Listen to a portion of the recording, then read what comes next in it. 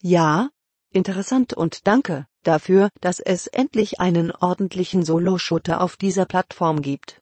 Doom auf der Switch ist ohne Frage eine technische Errungenschaft und ein schöner Testballon dafür, wie Nintendos Kleinkonsole mit der EdTech 6 Engine klarkommt. Resultat des Versuchsaufbaus. Ganz ordentlich, darauf kann man aufbauen. Auch inhaltlich ist es, abzüglich des Snapmap-Editors, eine identische Version des vermutlich besten Shooters 2016. Wenn man kurz ein bisschen schielt, schaut hier alles genauso aus wie in der großen Vorlage.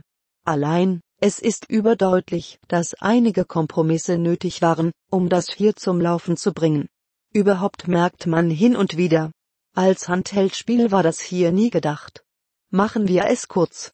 Das hier ist die schwächste Version eines fantastischen Spiels, die man sich holen kann, wenn man es letztes Jahr noch nicht erlebt hat, oder keine der Alternativplattformen besitzt.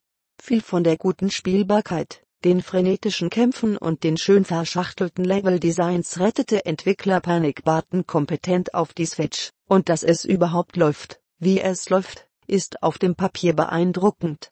In der Praxis ist es jedoch trotzdem kein per se schönes Erlebnis, so verschwommen wie das hier teilweise wirkt, wenn unter Last mal wieder die Auflösung unterhalb der nativen 720p des Handheld-Displays fällt.